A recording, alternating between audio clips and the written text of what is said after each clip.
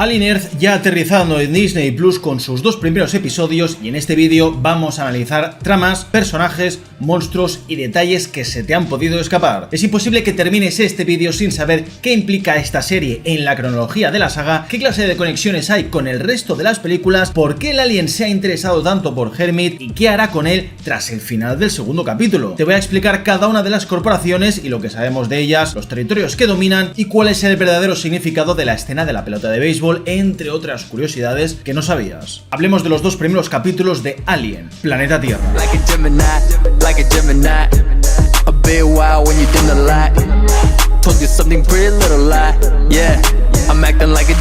Muy organizados aquí vuestro maestro, ¿qué tal? ¿Cómo estáis? Espero que estéis bien, que estéis a gusto y sobre todo que estéis preparados para la cobertura completa de Alien Earth, que es una serie estrenada el 13 de agosto que va a contar con 8 episodios en total en formato semanal. Básicamente el 13 de agosto han salido los dos primeros capítulos y los siguientes se estrenarán cada semana los miércoles. Tengo varios vídeos de la saga Alien, entre ellos uno repasando toda la saga al completo, otro hablando de Alien Romulus con todos los detalles y luego mi vídeo de todo lo que tienes que saber, al menos en lo básico, para poder enfocar esta serie. Todos por aquí arriba en tarjetitas muy hermosas y en la descripción. En este análisis y todos los que vaya a hacer de la serie encontrarás una expansión de la información y todo lo que sabemos hasta ahora, ya no solo de su historia, sino de la saga en general, además de todo lo que descubramos a medida que la serie vaya avanzando. Y llegados a este punto, como no podía ser de otra forma, tenemos que hablar de cómo se sitúa la serie en la cronología de la saga Alien, ya que era uno de los detalles que a mí al menos me perturbaban un poquito bastante.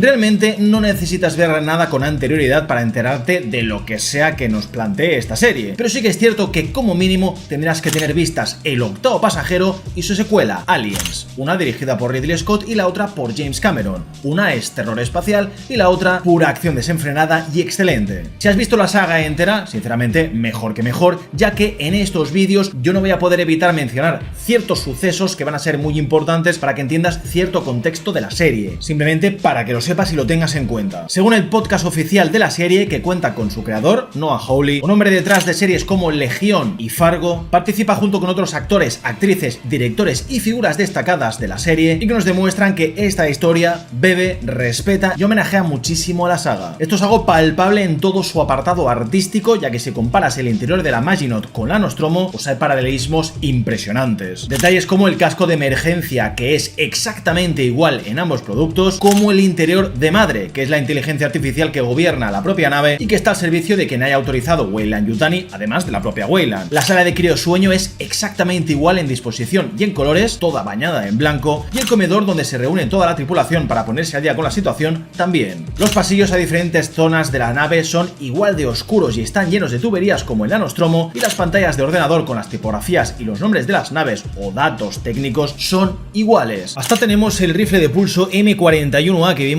en las pelis de Alien, que ha aparecido también en este segundo capítulo. Creo que ya solamente por eso a mí me han ganado como espectador y fan de la saga, ya que creo que se mantiene un tono y un arte que no desentonan, como por ejemplo sí hicieron Prometheus y Covenant, que sabemos son dos películas situadas cronológicamente antes de esta serie, y El octavo pasajero, una película que tiene más de 40 años y que a día de hoy sigue envejeciendo tan bien como el vino. La serie se sitúa en el 2120, 2 años antes del viaje de la Nostromo a la luna LV-426, que sabemos es la famosa luna que albergaba una nave alienígena llena de huevos. En este futuro tenemos un añadido como es el de los cyborgs y los híbridos, algo que añade al canon detalles importantes que establece junto con otras películas de la franquicia, exceptuando Alien vs Predator, que forma parte de otra cosa.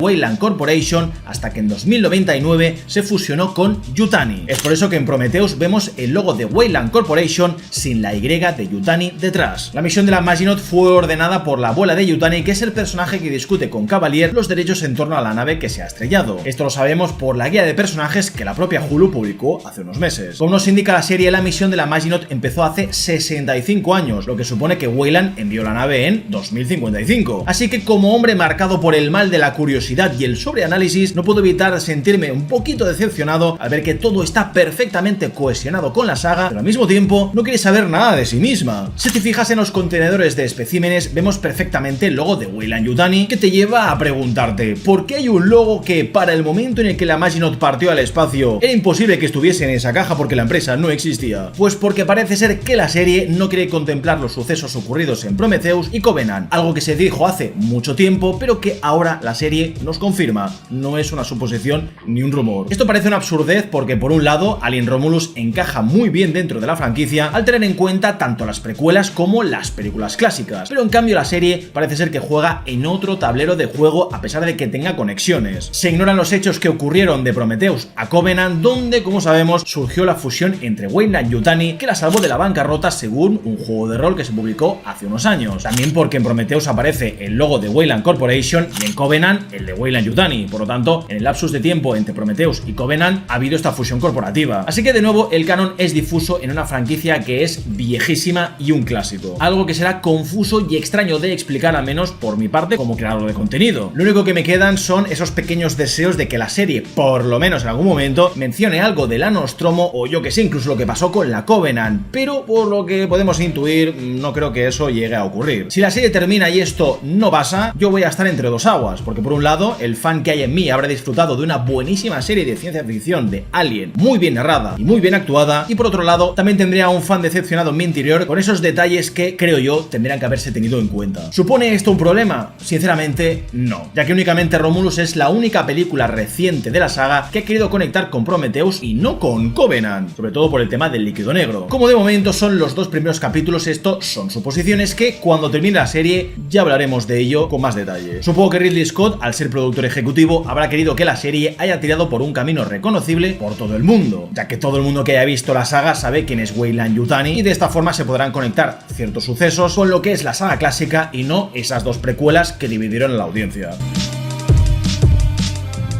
De momento no hemos tenido mucho del conflicto corporativo que parecía que prometían los trailers, porque es el principio y es normal, pero me gusta que la serie poquito a poco lo vaya estableciendo. El mundo, como nos explican, se ha dividido entre 5 corporaciones como son Weyland-Yutani, que se ha quedado América del Norte y América del Sur, además de Marte y Saturno. Me encanta cómo el tipo de mantenimiento le explica a su ayudante mediante cartas lo que son las 5 corporaciones, cómo se llaman y lo que poseen. Y si te fijas, para Weyland-Yutani utiliza al Joker, que en cualquier baraja es una especie de comodín que puede valer cualquier tipo de palo para usarlo como quieras, que es básicamente lo que son los obreros y trabajadores para esta empresa, tal como hemos visto en toda la saga. Sabemos que Weyland no solamente desarrolla tecnología biológica, sino también sintética, sobre todo después de que Yutani, que es una empresa japonesa, entrase en juego con su tecnología. Tenemos por otro lado a Prodigy, que en 10 años antes de los sucesos de la serie controla la Asia que va de la frontera de Rusia a Mongolia, junto con el África subsahariana, Oceanía y Australia, además de Groenlandia e Islandia. El mapa que te estoy mostrando es el oficial que ha publicado la propia Disney, no me lo he inventado yo. Aunque no se nombre como tal, Prodigy City se ha rodado en Tailandia, que es un lugar de extremo calor y que dificultó bastante ciertas escenas de acción según el podcast oficial, en especial con el pobre hombre que estaba debajo del traje del alien. Por si no lo sabías, aunque hay alguna escena retocada con efectos especiales, el alien que vemos es un traje al completo con diversos motores animatrónicos que están controlados a distancia y diseñados por Beta Workshop. Sí, los tipos del Señor de los Anillos, El planeta de los simios y muchas otras películas como, por ejemplo, Alien Romulus. El hombre bajo del traje se llama Cameron Brown y mide casi 1,90 m, lo que le hace ideal para un personaje como el alien, que es un bicho que mide como 2 metros y pico, sin contar la cola. Este hombre ha participado en sagas como El planeta de los simios, que le han ofrecido experiencia suficiente para interpretar criaturas que no son humanas. Prodigy, como sabemos, se centra más en la investigación y experimentación de inteligencia sintética y artificial. La serie se centra en cómo su experimento con los híbridos puede abrir un gran negocio para una sociedad que puede convertirse en inmortal si tiene el dinero. La conversación entre Cavalier y la doctora Silvia creo que es clave para que entendamos este punto. El CEO de Prodigy es un niño con poder que ha tenido éxito con demasiada rapidez y que quiere tener el control cuando sabemos que no es así. Digamos que es el claro ejemplo de megacorporación que quiere capitalizar cualquier avance que podría ser beneficioso para la humanidad cuando en realidad quiere que lo sea para ellos mismos. La doctora claramente se preocupa de los niños que acaban de obtener un cuerpo inmortal y habilidades sobrehumanas personas que están en riesgo de perder por completo su humanidad. Claramente tiene miedo de que al darles la inmortalidad no sientan ni padezcan por los demás y no puedan aportar ni quieran aportar nada al mundo. Digamos que para ella todo esto es un proceso de cambio que debería mejorar la sociedad y no empeorarla, ya que ofrecerle esta opción a la gente sin más, sin ningún tipo de control, porque sí, implicaría no conocer las consecuencias de absolutamente nada,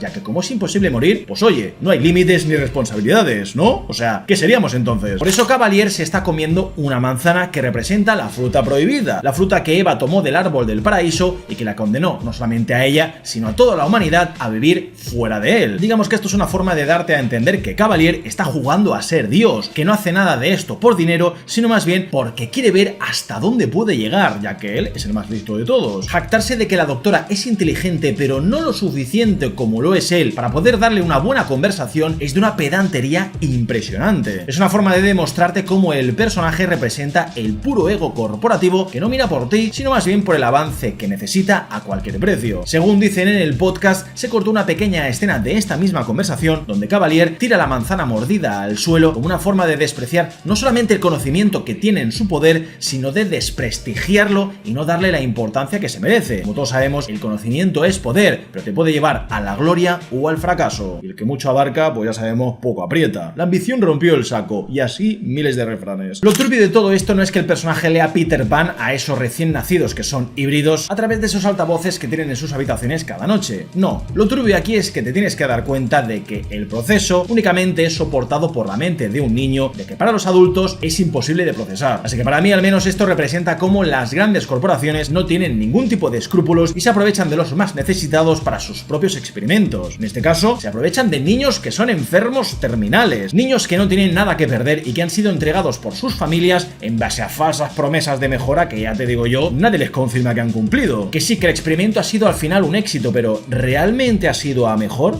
De eso hablaremos luego. Después tenemos a Lynx, que es una empresa competidora que domina la actual zona de Rusia, de la que no hemos tenido más detalles en la serie. Quizás por la zona es una empresa que se centrará más en armamento o ingeniería industrial. Como sabemos, Rusia es rica en petróleo, gas natural y carbón, y quizás la cosa va más por el tema de combustibles y energía. Pero claro, en este futuro, a saber cómo están los recursos del planeta. Después tenemos a Dynamic, que abarca el norte de África y Oriente Medio, además de la Luna. Por lo que podemos deducir del mapa, es posible que sea una de las grandes afectadas por el crecimiento desmedido y rapidísimo de Prodigy, que se habrá comido bastante del territorio que antes le pertenecía a más de uno. Y por último tenemos a Threshold, que abarca toda Escandinavia y Europa, además de Reino Unido, Irlanda, Escocia y Gales. En esta pequeña escena que vemos al principio podemos ver cómo en esa mesa somos testigos de un flash forward de la serie en un momento donde creo que Yutani se quiere reunir con Prodigy para negociar las condiciones necesarias que le permitan recuperar no solamente la Maginot, sino también el cargamento de especímenes que había en él. Como le ha dicho Cavalier a Yutani, que los abogados se encarguen de ello, y creo que este es el momento que veremos en un futuro de la serie. Por la risa de Cavalier, creo que no le va a poner las cosas fáciles a Yutani, ya que nos ha demostrado en estos dos capítulos que es un niño con poder muy caprichoso. Cavalier quiere como sea las 5 especies alienígenas para pasarle la mano por la cara a Weyland Yutani y de paso aprovecharse de sus virtudes para sus propios experimentos. Tú imagínate lo que podría conseguir este tipo si mezcla a los híbridos que acaba de crear con el ADN de estas especies alienígenas, montando una especie de super híbrido definitivo que mezcla lo mejor de todos los mundos, o sea, por mencionarte algo así al pasar. Esto me lleva a hablarte de otro de los grandes simbolismos de la serie, como los 3 monos sabios que decoran las paredes del recinto en Neverland. Los 3 monos sabios, para que no lo sepa, significan no ver el mal, no escuchar el mal y no decir el mal, algo que representan con las manos tapando sus sentidos. Si te fijas, los monos aparecen después de mostrarte este plano con 3 caras de sintéticos diseñados por Prodigy. Los 3 monos representan la rendición ante el sistema, a no quejarte nunca y a mirar hacia otro lado, además de no escuchar las injusticias. Así que Prodigy, con este plano, te quiere demostrar que, como cualquier otra tecnológica de su misma índole, no busca nada más que la sumisión de todo el mundo ante el progreso,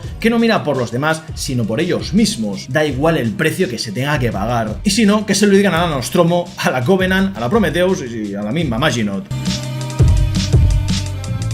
Tal y como nos indican al principio, los híbridos son humanos mejorados cibernéticamente, como es el caso de Morrow, personaje que de momento solo nos ha mostrado lo que puede hacer con una mano. Saca cuchillas o un soplete dependiendo de la necesidad que tenga en ese momento, e imagino que a lo largo de la serie descubriremos no solamente su pasado, sino el por qué tomó la decisión de mejorar su cuerpo. Por lo que podemos entender, Morrow es más máquina que humano. Uno de estos conceptos que a mí me encantan en cualquier película o historia de ciencia ficción donde hay androides involucrados. ¿Cuál es el precio que ha tenido que pagar por todo esto? Yo os lo comento porque no creo que el tipo tenga ninguna clase de autismo por la forma con la que habla, mira a los demás o actúa. Creo sinceramente que las mejoras físicas a las que se ha sometido han implicado renunciar a parte de su humanidad para poder hacer lo que nadie más podría, que es lidiar con los especímenes y el peligro que suponen. Esto lo comento porque la serie expande algo que no sabíamos del xenomorfo, como por ejemplo que se guía por el miedo que sienten sus víctimas. Como cualquier animal, el xenomorfo detecta el sudor, el movimiento, la respiración y esas cosas intangibles a simple vista, pero que un animal sabe porque lo huele o simplemente porque lo siente y percibe. Esta escena con Morrow dándole la espalda al xenomorfo nos confirma que no solamente puede controlar sus emociones, sino que quizás de la misma forma que Prodigy puede administrar y gestionar las hormonas de cualquiera de sus híbridos, Morrow a lo mejor está gestionando las suyas propias para anular ese miedo de una forma química y física. También puede ser eso o lo que nos mostró Alien Romulus con el personaje de Andy, y que los xenomorfos no sentían ningún tipo de interés en los sintéticos. Como no son biológicos, pues no sirven ni para reproducirse ni para perpetuar la especie. El personaje de Morrow de momento me parece de lo mejor de la serie junto con Kirsch, ya que en la escena del accidente donde deja constancia de todo lo que ha ocurrido a madre, Morrow sacrifica sin remordimientos a su compañera para que se la coma el xenomorfo. Todo básicamente para ganar más tiempo. No niego que la chica podría haberle puesto un poquito más de ganas a esos golpes que le daba a la puerta, ya que más que escapar de la muerte parecía que estuviese esperando a que alguien saliese del lavabo porque se estaba meando, pero bueno, su muerte sin dudas ha sido fantástica. Morrow ha entrado en una especie de modus operandi como el de Andy en Alien Romulus, que priorizaba al espécimen y la misión antes que a la tripulación. Bueno, igual que Ash, igual que David, igual que muchos sintéticos. Si te fijas, cuando escapa del xeno en esa cápsula de salvamento, ni siquiera parpadea cuando le cae esa babilla en el ojo que está abierto, lo que nos demuestra que este hombre a veces parece que no siente ni padece nada. Pero esto es una prueba más de que quizás lo del miedo lo gestiona cuando es consciente, ya que quizás el xenomorfo se ha abalanzado sobre él porque en este momento Morrow sentía miedo, llevando a que la bestia lo haya detectado y se haya abalanzado sobre él. Aún así, me gusta que la serie nos demuestre que dependiendo de qué personaje sea sintético o humano, reacciona de diferente forma ante estas especies alienígenas. Lo comentó por ejemplo con Toothless, que vemos que observa ese capullo baboso que finge ser una planta para atraer a sus presas y de paso comérselas, como una planta carnívora. Es una táctica muy típica en la naturaleza: camúflate para atrapar a tu presa sin problemas. En esta escena de la planta, de nombre desconocido, vemos que no muestra ningún tipo de interés por Toothless, o al menos no lo ataca porque le está advirtiendo más que querer hacerle daño. Creo sin dudas que si hubiese sido humano lo habría reventado sin problemas. Aún falta ver cómo ataca y atrapa a sus presas y de qué forma las devora. Sin dudas la serie tendrá que desgranar esto poquito a poco a medida que avance. Después de los cyborgs tenemos a los sintéticos, que son los androides clásicos de la saga, muy difíciles de detectar. El único método infalible es pincharles y ver si su sangre es blanca, lo que nos confirma que no es humano. Por eso presuntuoso le suelta a Joe que por dentro los sintéticos son blancos, porque básicamente su estructura es así. Al igual que un Terminator, un sintético es clavado a un ser humano. Puede sudar, puede comer, puede dormir, puede hacer lo necesario para fingir el humano que no es. Esto es algo que ya vimos en el octavo pasajero con el personaje de Ash. Según el podcast oficial, Noah Hawley ha confirmado que este es un detalle que quería mantener, a pesar de saber que un sintético no tiene que sentir ni padecer nada que sí sienta un humano. Básicamente porque en el octavo pasajero, por cuestiones de la época, no se había hilado tan fino este detalle que le dio sin dudas una autenticidad al personaje de Ash, alimentando ese peligro de no saber si quien está delante tuyo es un humano o es un sintético. El caso es que aquí introducen a un tercer grupo, los híbridos, sintéticos con conciencia humana, que suponen un paso adelante en lo que es la escala evolutiva del ser humano. Como os comentaba antes, esto supone un avance para nosotros como raza, ya que podemos vivir eternamente y encima mejorados en muchos sentidos. Wendy, conocida anteriormente como Marcy, es la primera en dar este paso como esa niña enferma y sin futuro que fue entregada por su padre a Prodigy con la falsa esperanza de que podría tener una vida mejor. El tema de los niños perdidos en sí creo que es muy turbio, ya que Peter Pan no es la historia que Disney nos vendió en 1953. Es una historia que más bien es oscura y reflexiva, sobre todo en lo que es la muerte y no volver jamás a ser quienes éramos antes. De ahí el concepto de los niños perdidos y el país de nunca jamás, que es un lugar donde no envejeces y al mismo tiempo tienes que enfrentarte a múltiples peligros. Digamos que aquí la metáfora es más que clara. Los niños perdidos de Alien no solamente tienen los nombres de la obra original de Peter Pan, sino también esa inmortalidad que los caracteriza, al menos mentalmente. Una cosa está clara explicará, y es que todos ellos tienen cuerpos de adultos y mentes de niños, pero eso a Cavalier le importa un bledo, ya que solamente quiere ver y estudiar cómo reaccionan al mundo y a sus peligros, básicamente para sus propios fines, para estudiarlos. A mí me ha parecido más que lógico que Cavalier acceda a la petición de Wendy de ir a por su hermano, ya que al final él mismo también es un niño curioso, caprichoso y juguetón que simplemente quiere ver lo que pasa y a dónde llegan. Eso es porque en el fondo Cavalier se siente como Peter Pan, se siente ese líder que recolecta niños perdidos en su tierra de nunca jamás, donde todo es posible y nada debe cambiar, ya que una máquina no envejece, no se muere y no cambia. Como por ejemplo el tipo que no deja de arreglar las paredes de la zona, que no sabemos qué demonios es, pero claramente tiene que ser un sintético. Cuando Wendy está espiando a su hermano, confirmamos varias cositas. Una de ellas, que las corporaciones privadas nos controlan sin que nosotros lo sepamos, algo que ya ocurre actualmente. La otra, que el otorgarle a Wendy acceso completo a todas las cámaras de Prodigy City para seguir a su hermano no es moralmente correcto, porque luego pasa lo que pasa. Joe no puede irse a Marte y renunciar a su trabajo como médico militar porque su hermana no se lo permite. Esa especie de poderes que ha desarrollado Wendy son una clásica conveniencia que será clave en el futuro y que de momento sirve para que veamos cómo esta tecnología no la entiende ni la propia empresa, que se sorprende cuando lo descubre. Digamos que al final el uso de los niños como herramienta no dista mucho de lo que muchas empresas usan y abusan actualmente. Lo único diferente aquí es el futuro distópico, que se puede ver como algo que mola, ya que al final, ¿quién no querría tener un cuerpo así y ser inmortal, no? Y esto es porque quieren que veamos y entendamos cómo los niños son parte importante de la serie y de la saga. Al final, aquellos que amamos lo grotesco y lo horrendo, como lo que nos muestran sagas como Alien, hace que parezcamos niños pequeños fascinados por algo tremendamente bello que en el fondo no lo es, únicamente para nosotros a través de nuestros ojos. Que gran parte de sus protagonistas sean niños en el cuerpo de un adulto demuestra cómo quieren que disociemos la realidad y no veamos que en el fondo son máquinas sin dueño. Personajes como la doctora Dame y Arthur Sylvia sirven para que veamos cómo algunas personas, ante la incapacidad de tener hijos, ven en este proyecto la oportunidad de criar a esos hijos que nunca pudieron tener, dejando pistas de que en un futuro serán un grano en el culo para Prodigy, que claramente les va a obligar a hacer cosas que ellos no quieren. La pregunta aquí es, ¿consideramos a un híbrido un humano por sus recuerdos o a pesar de ello sigue siendo una máquina? ¿Qué es lo que nos hace humanos? ¿Nuestros recuerdos y memorias o nuestros órganos? Como bien explica Kirsch a Wendy en el viaje a Prodigy City, los humanos antes eran comida, nuestras vidas eran cortas y estaban dominadas por el miedo únicamente porque desarrollamos un cerebro enorme que nos permitió alejarnos de la fauna salvaje. El apunte que hace después me parece espectacular al decir que nuestro conocimiento y poder nos dio la confianza de convencernos a nosotros mismos de que ya no éramos comida cuando en el fondo sí que lo somos. Este diálogo es clave porque la serie y la saga en general siempre ha girado en torno a esta premisa de cómo es imposible controlar la naturaleza a pesar de que dispongas de toda la tecnología y el dinero posibles. Escenas como la de Morrow buscando al alien nos demuestra cómo esta bestia no entiende de géneros, ni de estatus sociales, ni de edades, ni de nada. Únicamente quiere matar, vive para demostrarte que no eres nada y te obliga a recordar lo que es sentir el miedo, lo que es no tener el control. Por ejemplo, cuando Joe y su compañero intentan evacuar a los fiesteros del piso 65, fíjate cómo van disfrazados de aristócratas franceses. El tipo que los recibe y luego les cierra la puerta en los morros, negándose a evacuar, no es más que otro rico que vive en lo más arriba de todo, sin darse cuenta de lo que ocurre bajo sus pies. Una nave acaba de chocar contra el edificio y ellos ni siquiera se han enterado, o sea, no saben ni quién ha muerto, ni cuáles han sido los daños, ni quieren irse del lugar. Y por mucho que este tipo afirme que si la cosa fuese tan grave, el propio Cavalier le habría llamado en persona, al final vemos cómo la clásica pedantería de rico que cree tenerlo todo no sirve de absolutamente nada cuando te enfrentas a una jodida fuerza de la naturaleza cósmica como es el alien, que de nuevo, te recuerdo, no entiende ni de géneros ni de clases sociales. Qué escena más buena, de verdad. Así que claramente, entre el diálogo de Kirsch y la escena del alien matando a los aristócratas, nos demuestran que los humanos, intentando mejorarse a sí mismos, dudo mucho que lleguen muy lejos, ya que al final, seas humano, seas máquina, sintético, híbrido o cyborg, el alien es imparable. De nuevo, como pasó con Weyland-Yutani en toda la saga, es imposible controlar a una especie como esta y escapar de ella.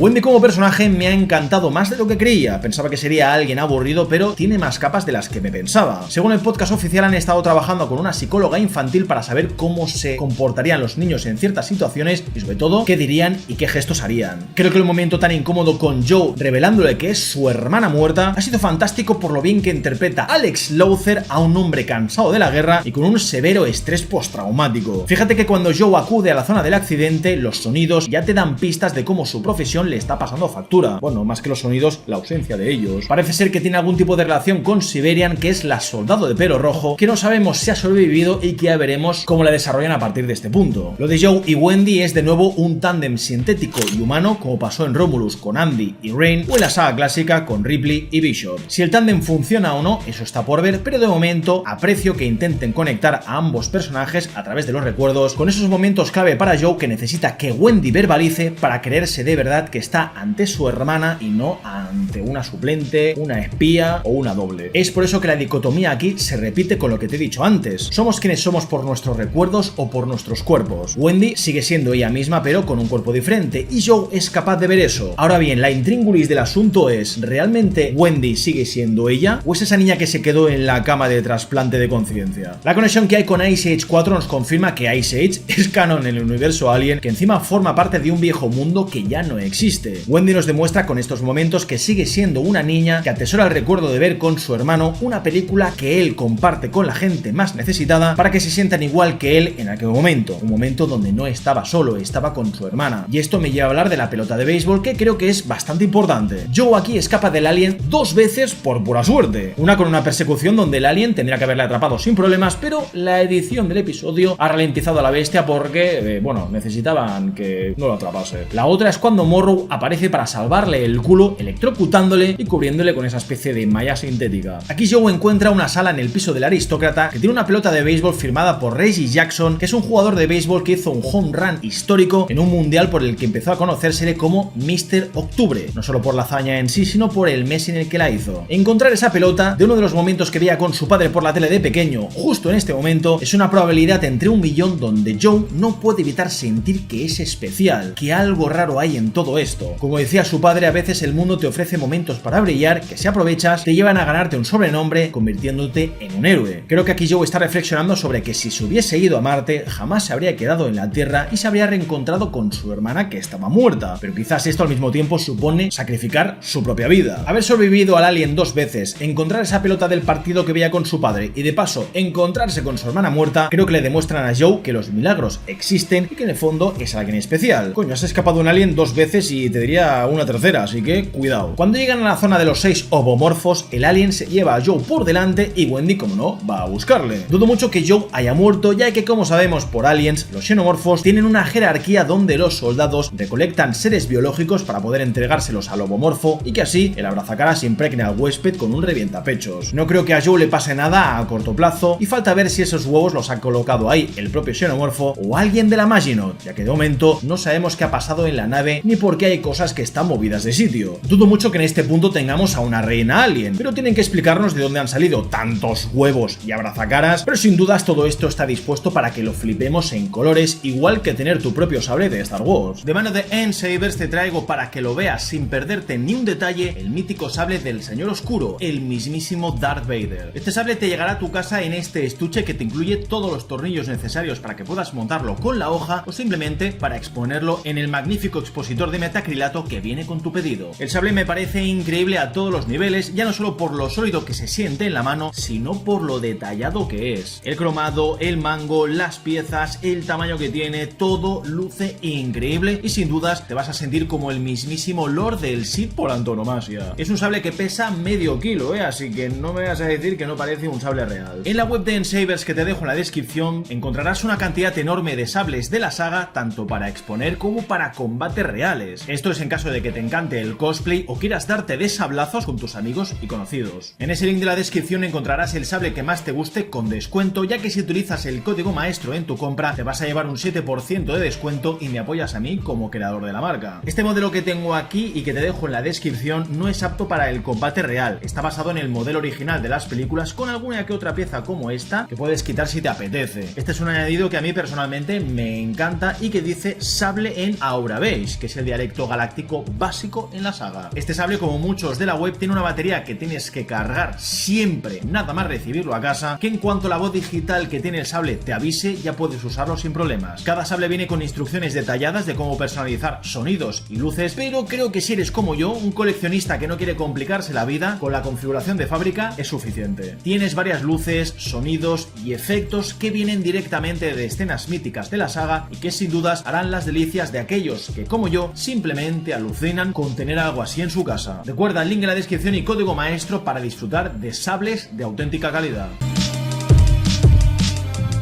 Aquí entramos en la parte del vídeo más jodida, que es la de buscar cual cerdo trufero lo que el propio episodio nos lanza a la cara, pero demasiado rápido para verlo. ¿No has clicado en este vídeo para eso mismo? ¿Para saber la verdad? Pues vamos a ello. Empecemos por lo básico. Chibuzo no es un planeta, sino una de las integrantes del equipo de la Maginot, que por lo que sabemos ha perdido a mucha gente recolectando estos especímenes, que suman 5 en total: las sanguijuelas, los xenomorfos, el ojo pulposo de nombre Theocelus, la planta carnívora y una especie de bicho que de momento no se puede ver claramente, pero parece un insectoide. Chibuzo parece ser la bióloga de la nave que se encarga no solamente de alimentar, sino también de estudiar y recolectar la máxima información posible de las especies recogidas, claramente para Weyland-Yutani. Mientras alimenta las sanguijuelas en su contenedor, podemos observar como el cierre manual tiene un pequeño defecto que lo deja entreabierto un poquitín, necesitando un último giro para poder cerrarlo herméticamente. Así que yo aquí me huelo que por ese huequecito habrá escapado alguna sanguijuela, tal y como vemos en este planito muy fugaz. Como hemos visto en los 2 soldados que Morrow ha abandonado a su suerte sin mirar atrás, igual que hizo Andy al ser reprogramado en Romulus, estas sanguijuelas chupan la sangre de sus víctimas y las dejan más secas que la mojama. Por lo que sabemos, no te asfixian ni te dejan los labios morados, como hemos visto en el cadáver de Chibuzo, que nos muestran tanto en los cortes rápidos del primer capítulo como cuando Joe la examina más adelante. Quien ha hecho eso no está claro quién ha sido, pero ya nos lo mostrarán. Luego tenemos otro plano que está lleno de sangre en lo que parecen ser los tentáculos de la planta carnívora que vigila a Kirsch en el segundo capítulo. Si el pincho que vemos con les sirve para envenenarte, está por ver. Quizás es una boca que te pilla y te lleva directamente a la boca para ser consumido de forma asquerosa. Yo solo quiero ver. Cuidado con este que está loco. En este planito de Joe vemos de fondo unas raíces que se mueven y que parece ser han cubierto gran parte de la nave, que pertenecen sin dudas a esta planta biológica. Después tenemos al ojo pulposo asqueroso en todo su esplendor, que como hemos visto en el segundo capítulo, por desgracia, nos ha demostrado que ni el gato ha podido escapar de él. Siempre recordaré como Jonesy, el gato del octavo pasajero, sobrevivía junto a Ripley al xenomorfo, que se miraba al menino sin ningún tipo de interés. Pues ahora llega el puto Noah Hawley jodiéndome la vida, matando no solamente a un gato naranja que se parece mucho a Jonesy, sino creando a un monstruo asqueroso que te devora el ojo y te controla cual babosa mental de Futurama. De verdad, la escena del gato, o sea, me ha jodido la vida, te lo juro. Pueden morir 50.000 personas, pero tío, lo que le has hecho al gato me ha quitado años de vida. Si te das cuenta, en este momento donde la cámara sigue el punto de vista del xenomorfo, podemos oír al gato gritar. ¿No lo has oído? Te lo pongo de nuevo. Qué desgraciado, tío. Qué cabrón,